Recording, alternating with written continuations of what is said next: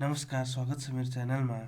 आजको भिडियोमा हामी चाहिँ डोमेस्टिक वाटर हिटिङ सिस्टम, हामी वाटरलाई कसरी हिट गर्छौँ, सेन्ट्रलाइज वाटर जहाँ सेन्ट्रलाइज हुन्छ हट वाटर जेनेरेटर सिस्टम, त्यसलाई कसरी हामी हिट गर्छौँ त्यसको बारेमा हामी बुझ्छौँ। यो भिडियोमा हामी हिट पम्पको द्वारा कसरी वाटरलाई तताउने, हिटिङ गर्ने, सो त्यो चाहिँ हामी बुझ्छौँ। ठिक छ। सो अब हट वाटर हामीलाई किन चाहिन्छ? हट वाटर किन चाहिन्छ? हाम्रो बडीको कम्फर्टलाई मेन्टेन गर्न। विन्टर सिजनमा, विन्टरमा त चिसो हुन्छ, हाम्रो बडीलाई तातो चाहिन्छ है। घरहरूमा हामी सानो हिटरहरू युज गर्छौँ। त्यस्तै अब ठुल्ठुलो बिल्डिङ, कमर्सियल बिल्डिङ भयो, होटल बिल्डिङ भयो, मल भयो, हस्पिटल भयो, त्यहाँ के गर्छ, सेन्ट्रलाइज हिटिङ सिस्टम राख्छ वाटरको। ठिक छ। सो त्यहाँ चाहिँ अब फिक्सरहरूमा चाहिन्छ, जस्तै वास बेसिन भयो, हट कोल्ड दुइटै अप्सन हुन्छ, मिक्सिङ पनि हुन्छ।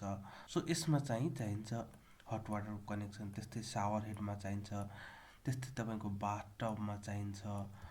अरू तपाईँको यो पुल पनि के हुन्छ, आजकल हिटेड पुलहरू हुन्छ। सो विन्टर सिजनमा के गर्छौँ, यो पानीलाई हामी तताउँछौँ। ठिक छ, हिट पम्पको द्वारा। सो यो पानीलाई हामी जेनरली 27देखि 28 डिग्री सेल्सियससम्म वाटरको टेम्परेचर मेन्टेन गर्छ विन्टर सिजनमा थ्रु द हिट पम्प। त्यस्तै यो भनेको तपाईँको ज्याकुजी पनि हिटेड हुन्छ है। सो यो सबै हाम्रो के हो, हट वाटर युज हुने हो। यो पिक्चर त्यहाँ हाम्रो ह्युमनलाई कम्फर्ट जोनको लागि, कम्फर्ट फिलको लागि, हाम्रो विन्टर सिजनको लागि यो हामी हट वाटरलाई यो जेनेरेट गर्छौँ हिट पम्पको द्वारा। ठिक छ। अब के छ कि हिट पम्प वाटर पहिला हिट गर्थ्यो, धेरै मिडियम थियो। जस्तै तपाईँको बोइलरहरू हुन्थ्यो, अब diesel operated boiler, gas operated, त्यस्तै तपाईँको सोलरवाला छ। तर अहिले इलेक्ट्रिक, सिम्पल इलेक्ट्रिकवाला छ। तर अहिले के आएको छ, यो हिट पम्प। सो यो हिट पम्प लेटेस्ट हो, धेरै इनर्जी इफिसियन्ट पनि हो एज कम्पेयर टु अदर।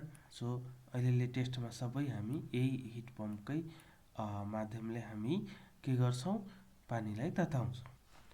अब यसको कम्पोनेन्ट, मेजर कम्पोनेन्ट के हो त्यो हामी डिस्कस गरिहालौँ। सो फर्स्टमा के हो, यो हिट पम्प। मेजर भनेको यो हिट पम्प हो हाम्रो। ठिक छ। सनटेकहरूको आउँछ, सबै कम्पनीहरू, मित्सुबिसी, एलजी, सबैको आफ्नो आउँछ यो हिट पम्प। जस्तै यो अब तपाईँ देखिराख्नु भएको छ, यो भनेको फिन्च हो, त्यो माथिको भनेको फ्यान हो। ठिक छ। त्यस्तै तपाईँको अब हट वाटर स्टोरेज गर्नलाई त ट्याङ्की चाहियो। सो यो hot water storage mixing tank हो, यसलाई क्यालोरिफायर पनि भन्छ है। यसमाथि के हुन्छ, इन्सुलेटेड गरिएको हुन्छ र मेटल क्ल्याडिङ गरिएको हुन्छ। त्यस्तै अब हट वाटर सर्कुलेसन पम्प हुन्छ। अब यसको रिक्वायरमेन्ट किन हो, यो के गर्छ खासमा, यो काम हो हिट पम्प र तपाईँको स्टोरेज ट्याङ्क छ, हट वाटर मिक्सिङ ट्याङ्क, त्यो बिचको वाटरलाई यसो सर्कुलेट गर्ने काम यसको हो, हट वाटर सर्कुलेसन पम्पको। त्यस्तै रिटर्न पम्प, यो रिटर्न पम्पको काम के हो, रिटर्न के हट वाटर रिटर्न, जहाँ पनि प्लम्बिङ फिक्सरहरू छ, हट वाटरको कनेक्सन, त्यहाँबाट एउटा ट्यापिङ गरेर एउटा राइजर भन्छ। सो त्यो राइजरबाट के गर्छ, यो रिटर्न पम्पको सक्सनमा कनेक्ट हुन्छ र सक्सन यो डिस्चार्जबाट फेरि हाम्रो हट वाटर मिक्सिङ ट्याङ्कमा जान्छ। ठिक छ। सो यसको काम हो पानी, हट वाटरलाई रिटर्न गरेर फेरि ट्याङ्कमा दिने। अब हाइड्रोनिमेटिक सिस्टम हो, यो भनेको वाटरलाई डिस्ट्रिब्युट गर्ने थ्रु आउट द बिल्डिङ। हाम्रो प्लम्बिङ फिक्सर, वास बेसिन, सावर, बाथटब, यो सबैतिर यो प्रेसरद्वारा यो प्रेसर मेन्टेन गरेर यो गरिरहन्छ। वेन एभर प्रेसरको एकर्डिङ यसले चल्छ। जब रिक्वायरमेन्ट छ भने चल्छ, जब रिक्वायरमेन्ट छैन भने यो बन्द हुन्छ। त्यस्तै अब यसलाई मोटरहरू जति पनि छ हाम्रो, त्यसलाई अपरेट गर्नलाई एउटा एमसिसी प्यानल चाहिन्छ, मोटर कन्ट्रोल सेन्टर प्यानल, या सिम्पली हामी भन्दाखेरि स्टार्टर प्यानल पनि हामीलाई यो चाहिन्छ, जसमा डिओएल स्टार्टर या स्टार डेल्टा स्टार्टर हुन्छ है। अब फाइनली हामी काम यो सिस्टम कसरी गर्छ त्योतिर लाग्यो। अब यहाँ चाहिँ मैले अब यो ओभरअल चाहिँ यो एउटा सिस्टम लेआउट जस्तो बनाएको हो। ओभरअल कसरी काम गर्छ भनेर यो heating system, water heating system कसरी हामी प्रोड्युस गर्छ हट वाटर, त्यसको लागि। त सो पहिला हामीलाई के चाहियो, यो सबै जेनरल एरेन्जमेन्ट मैले गरेको छु। यहाँ चाहिँ हट वाटर मिक्सिङ ट्याङ्क हो, जुन क्यालोरिफायर पनि भन्छ। यहाँ हिट पम्प हो। अब हिट पम्पभित्र इन्टर्नल, हिट पम्पको इन्टर्नल जुन मेजर कम्पोनेन्टहरू जस्तो एउटा कम्प्रेसर हुन्छ, त्यसपछि हिट एक्सचेन्जर भयो जसलाई, त्यसपछि यता यो एक्सपेन्सन भल्भ हो, थर्मल इलेक्ट्रोनिक एक्सपेन्सन भल्भ हुन्छ, जो यहाँ चाहिँ तपाईँको इभापोरेटर भयो, ठिक छ। यसलाई हिट एक्सचेन्जरलाई कन्डेन्सर पनि हामी भन्छौँ। यो भनेको इभापोरेटर भयो, ठिक छ, जहाँ इभापोरेटर फ्यान पनि हुन्छ। त्यसपछि यो वाटर ट्याङ्क, यो भनेको ट्रिटेड वाटर ट्याङ्क हो। यो हामी के गर्छौँ कि बोरवेल कहीँ बोरिङ भयो, बोरिङको पानी र वाटर हुन्छ, त्यसमा एमोनिया, हार्डनेस, अरू फिजिकल प्यारामिटरहरू धेरै हुन्छ त्यो। सो त्यसको लागि के हुन्छ, वाटर ट्रिटमेन्ट प्लान्ट लगाउँछ प्लस आरओ लगाउँछ। सो त्यो फाइनल ट्रिट भएको पानी यसमा आउँछ र यही पानीबाट हामी कोल्ड वाटर र हट वाटर बनाउनलाई यहीँबाट सोर्स हामी कोल्ड वाटरको लिन्छ। सो त्यही हो ट्रिटेड वाटर ट्याङ्क हो। अब हेर्नु, यो चाहिँ हाइड्रोनिमेटिक पम्प जुन वाटर डिस्ट्रिब्युसनको लागि हुन्छ।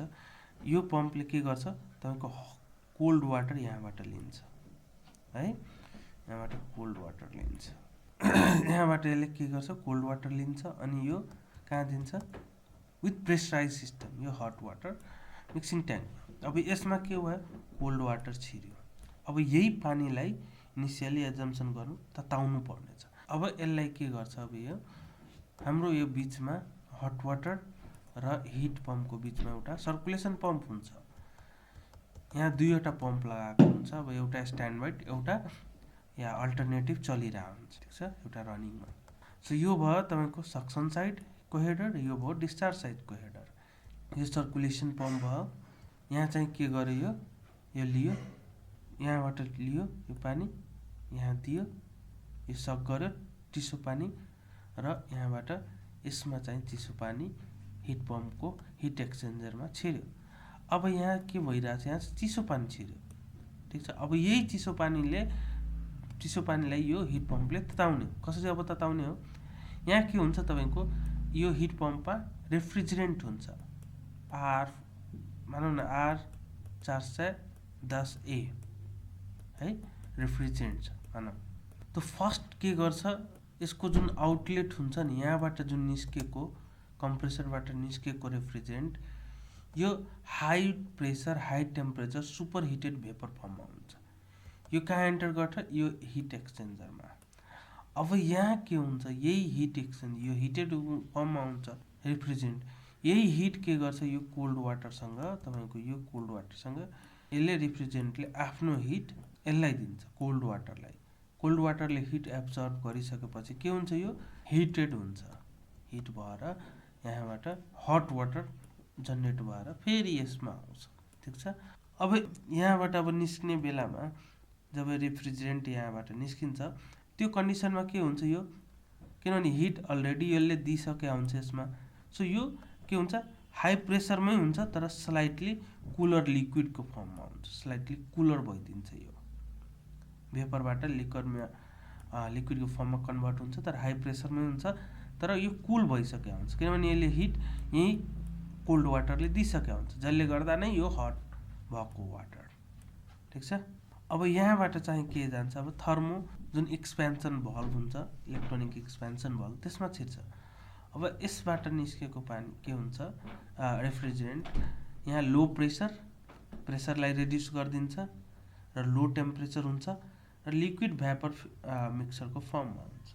अनि यसले के गर्छ, अब फेरि हाम्रो इभापोरेटरमा जान्छ। इभापोरेटरको काम के हो, अब यो जुन लिक्विड फर्ममा हुन्छ नि, यसलाई अलिकति यो एम्बिएन्ट एयर भन्दा के बाहिरको एम्बिएन्ट जुन एयर हुन्छ नि, त्यो भन्दा के हुन्छ, यो एम्बिएन्ट एयरलाई सक गर्छ इभापोरेटरले यो फ्यानको द्वारा, अनि यसलाई चाहिँ के गर्छ, तताउने। यो लिक्विड फर्म जुन छ नि, लो प्रेसर लो टेम्परेचरलाई यसलाई चाहिँ के गर्छ, अलिकति तताउने काम गर्छ। अनि यहाँबाट फाइनली निस्केको जुन हुन्छ लो प्रेसर लो टेम्परेचर, यसलाई super heated slightly super heated फर्ममा हुन्छ अनि फेरि यो यसैमा जान्छ, ठिक छ, कम्प्रेसरमा। अब यो साइकल कबसम्म चल्छ, यो साइकल डिपेन्ड गर्छ। जस्तै मलाई हट वाटर चाहियो 50 डिग्री सेल्सियस मानौ।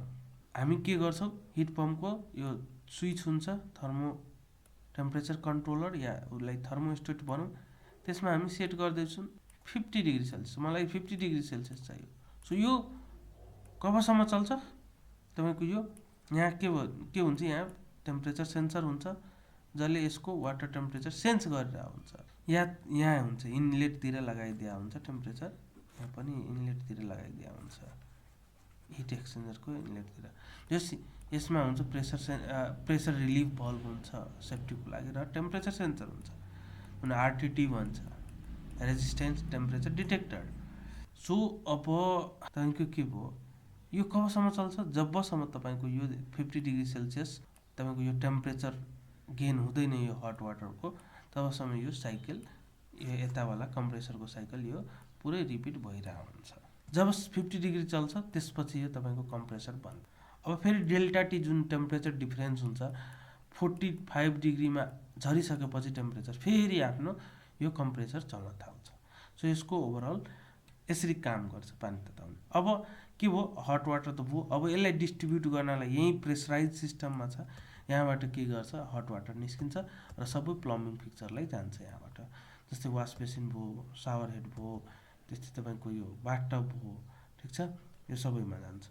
अब के हुन्छ, तपाईँको यो हट वाटर चाहिएको बेला तपाईँ यो टर्न गर्नुहुन्छ, यो हट वाटर निस्किन्छ। तर के हुन्छ एउटा केसमा कि तपाईँको सबै प्लम्बिङ फिक्चरहरू जति पनि छ 2-3 घन्टा रेस्ट कन्डिसन भयो, त्यसपछि तपाईँ गएर त्यसलाई खोल्नुभयो भने इमिडिएट तुरन्तै त्यहाँ हट वाटर आउँदैन यो, किनभने यो पाइपलाइनको पानीहरू जुन हट वाटर हुन्छ यो कोल्ड भइसकेको हुन्छ नयुज गरेको खण्डमा। सो यो भनेको धेरै डिमेरिट हो। यदि तपाईँ यत्रो ठुलो इन्भेस्टमेन्ट गर्नुभयो प्लान्टमा र तपाईँ इन्स्ट्यान्ट पाउनु भएन भने हट वाटर, होटलहरूमा तपाईँको गेस्टले कम्प्लेन गर्छ, अरूतिर पनि कम्प्लेन गर्छ, आफ्नो ह्युमन बडी जुन हुन्छ नि कम्फर्ट हुँदैन। सो त्यसको सल्युसन भनेको यही रिटर्न पम्प हो। यहाँ रिटर्न पम्प हुन्छ। अब यो रिटर्न पम्पको काम के हो, तपाईँको अब यहाँबाट के गर्छ, यो प्लम्बिङको फिक्चरभन्दा अगाडि ट्यापिङ गर्छ सबैको, र एउटा राइजर आउँछ, त्यो राइजरबाट के गर्छ, यो पानी यहाँ आउँछ, सक्सन गर्छ, र यो फाइनली यसलाई नै दिन्छ। सो यो के भयो, स्टिल कुनै नयुज गरेको खण्डमा पनि तपाईँको के हुन्छ, यो हट वाटर यसरी रिटर्न भइरहेको हुन्छ है। सो यो पानीलाई चिसो हुन दिँदैन यो पाइपको पानीलाई, ठिक छ। सो होप तपाईँहरू यो वर्किङ बुझ्नुभयो होला, यो कसरी काम गर्छ भनेर है। यहाँ चाहिँ यो ओभरअल छ तपाईँको यो हिट पम्प, मेजर भनेको हिट पम्प नै हो, यहाँ चाहिँ हिट पम्प हो। सो यो फिन्स भयो, यो तपाईँको इभापोरेटेड फ्यान भयो, यहाँबाट एम्बियन्ट एयर एसी सर्भ गर्छ र माथि चाहिँ निस्किन्छ, ठिक छ। So thank you for watching this video. हामी फेरि भेटौँला नेक्स्ट भिडियोमा।